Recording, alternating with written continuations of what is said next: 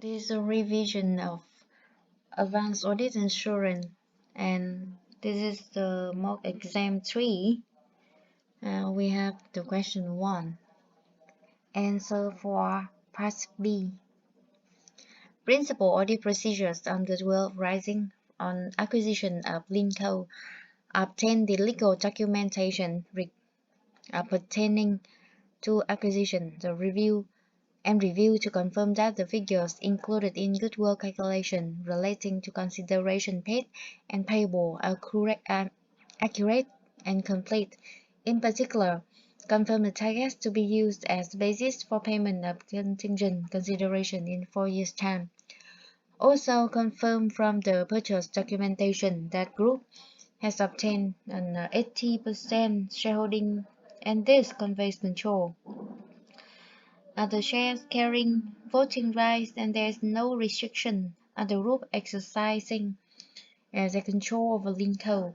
Agree the $80 million cash paid to the bank statement and cash book of the acquiring company, presumable the parent company of the group.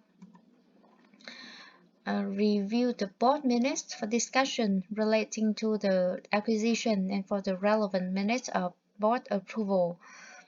For the contingent consideration, obtain management calculation of the present value of $271 million and evaluate assumptions used in the calculation. In particular, to consider the probability of payment by obtaining revenue and profit forecast for Linco for the next 4 years. Discuss with management the reason for using the 18% interest rate in the calculation, asking them to justify the use of this interest rate when the group's weighted average cost of capital is stated at 10%. Evaluate management rationale for using 18% interest rate in concluding as to whether it is appropriate. Confirm that the fair value of non-controlling interest has been calculated based on an externally available share price at the date of acquisition. Agree the share price used in management's calculation to stock market records showing the share price of Linco at the date of acquisition. Obtain a copy of due diligence report issued by Sidewinder Co. Review for confirmation of acquired assets and liability and their fair value. Evaluate the methods used to determine the fair value of acquired assets, including property liabilities, to confirm compliance with IFRS 3 and IFRS 13 fair value measurement.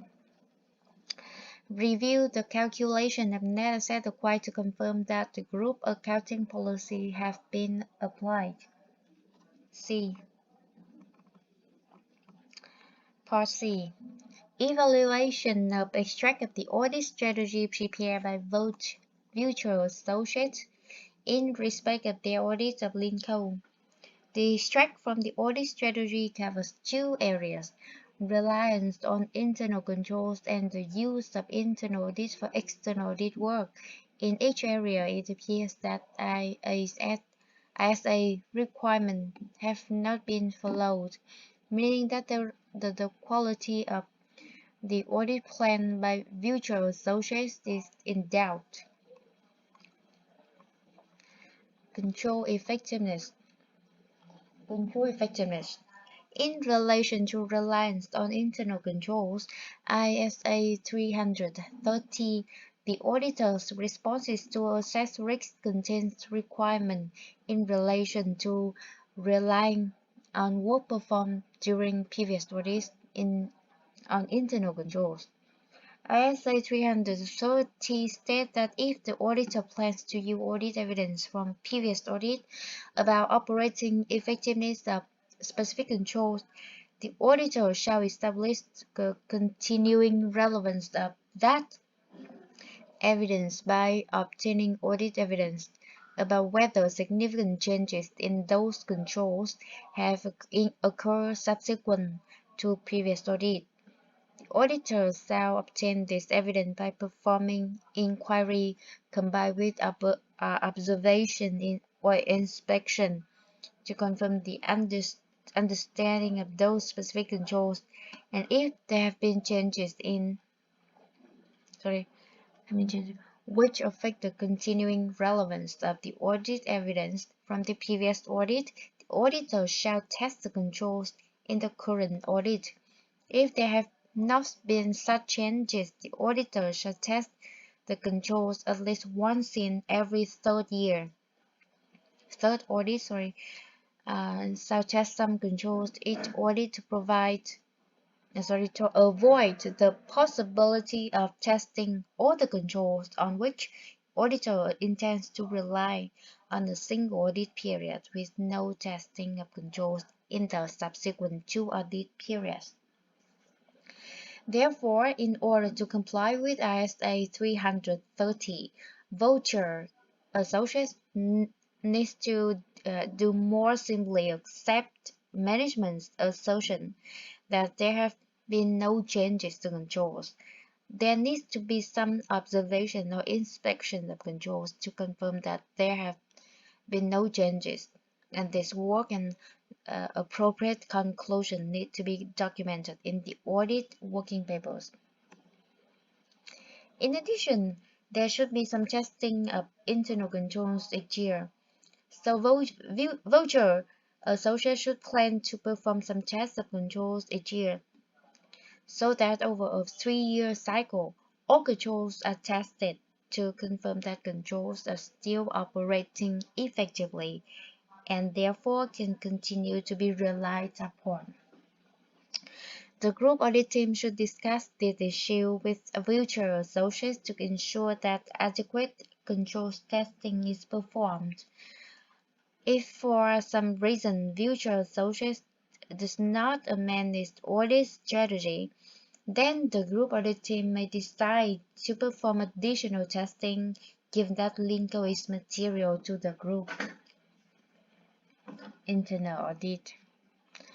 According to ISA 610, using the work of internal auditors, it is acceptable in some circumstances for the external audit firm to use the internal audit function of an audited entity to provide direct assistance to external audit team. However, in some jurisdictions, due to local regulations, the external auditor is prohibited from using internal auditors to provide direct assistance, and therefore the group auditor team will need to consider whether the prohibition also extends to component auditors, and if so, it would not be appropriate for future associates to use the internal audit function, assuming that there is no local restriction.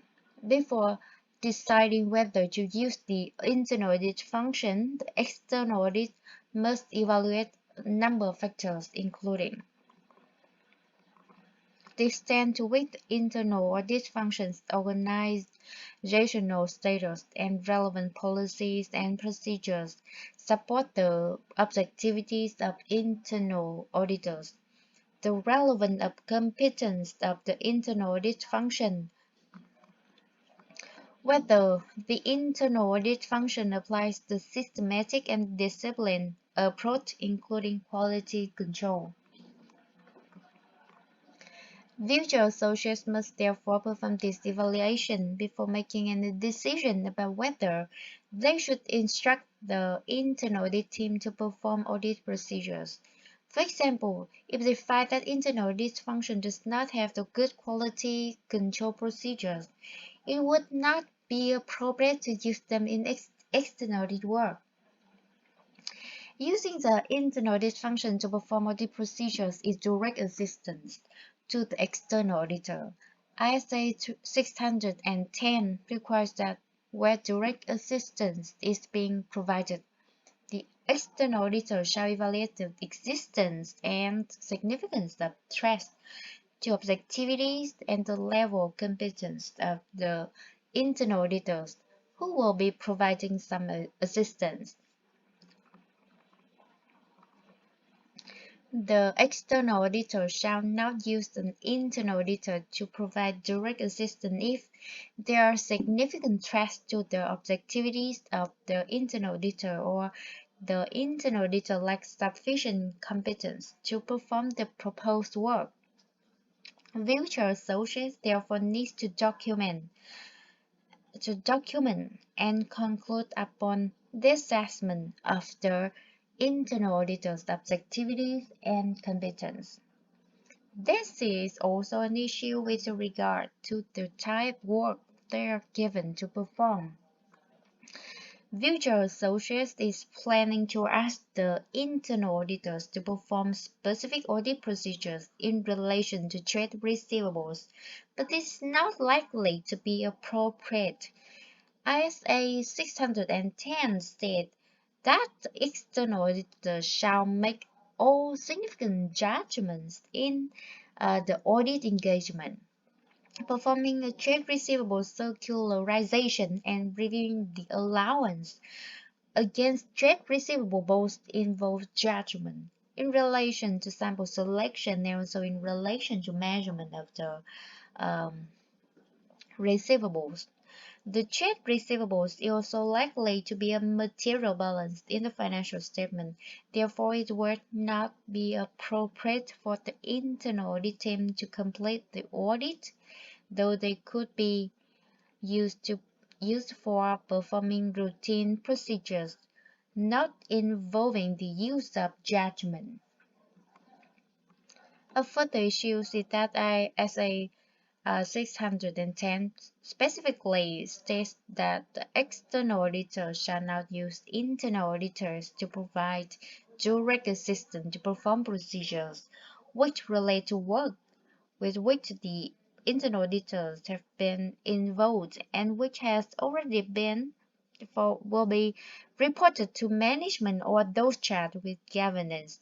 From the audit strategy, it appears that the internal audit function has worked on trade receivables during the years, so it was not appropriate for the internal auditors to provide direct assistance to the external audit firm in relation to this area due to the self-review threat which would be created. It may be possible for the internal auditors to provide direct assistance on non-judgmental areas of financial statement if they have not performed internal audit work relating to those areas during the year.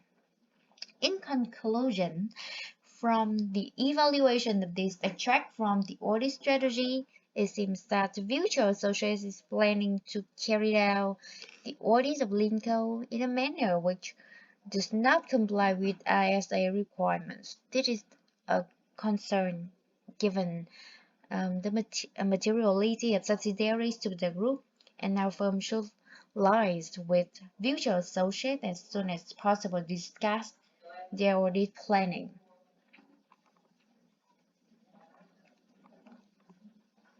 Part D. Ethical and professional implications of the request to provide non-audit service on the group integrated report.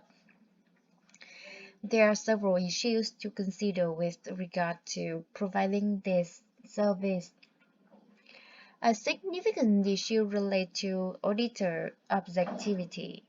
The IESBR Code of Ethics for Professional Accountants provides guidance on situations where the auditor is asked by the client to provide non-assurance services. Code needs to evaluate the significance of the threat and consider whether any safeguards can reduce the threat to acceptable level. While the integrated report is not part of the audited financial statements, the report will contain financial key performance indicators, and the group has asked for input specifically relating to the reconciliation between the KPIs and financial information contained in the financial statements. There is therefore a potential self-review threat to objectivity in that the audit firm has been asked to provide assurance on these KPIs We are related to figures which have been subjected to external audit by the firm. The team performing the work will be reluctant to raise queries or highlight errors which have been made during the external audit when assessing the reconciliation of KPI to audited financial statement. It could also perceive that business is taking on management responsibility by helping to determine content to be included in the integrated report, which is a threat to objectivity. The court states that the audit firm shall not assume management responsibility for an audit client, and that the threat created also significant that safeguards cannot reduce them to an acceptable level. While the code does not specifically state that helping the client to determine the content of its integrated report is taking on management responsibility, certainly there could be that perception as the auditor will be involved in setting measurements which the company will benchmark itself against. Additionally, working with management on the integrated report could create a familiarity threat to objectivity, whereby close working relationships are formed and the auditor becomes closely aligned with the views of management and is unable to approach the work with an appropriate degree of professional skepticism. There's a, po- there's a potential problem in terms of compliance with ISA 720, the auditor's responsibilities relating to other information. Should Bills and Go accept the engagement? ISA 720 requires that auditors read other information in order to identify any material inconsistencies between financial statement and information in other information.